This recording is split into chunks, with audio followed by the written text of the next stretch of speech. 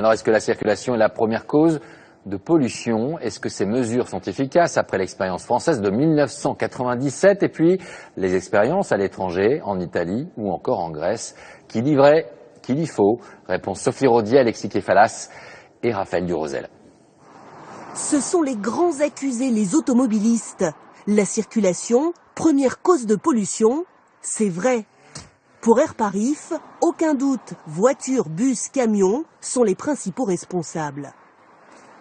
C'est une part très importante, de l'ordre de 40% en région parisienne, dans la partie dense de l'agglomération, où pratiquement tout le monde habite plus ou moins près d'une voie grande de circulation. Les partisans de la circulation alternée l'affirment, la mesure s'est montrée efficace en 1997. Là encore, c'est vrai. C'est la seule fois en 16 ans en France. Et si cette expérience a laissé de mauvais souvenirs à certains automobilistes, elle a convaincu les scientifiques.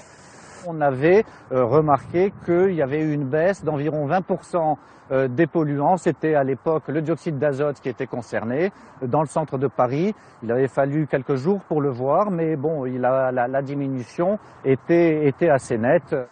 Ça a déjà marché à l'étranger. Là, c'est faux. Athènes, ville la plus polluée d'Europe, le fait depuis 1982, 11 mois par an. Sans résultat. Les Grecs ont compris comment contourner la mesure.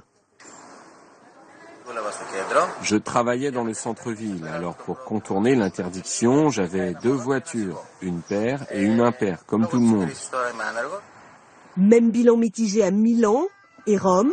La circulation alternée à l'italienne prévoit un grand nombre d'exceptions qui rendent la mesure inefficace.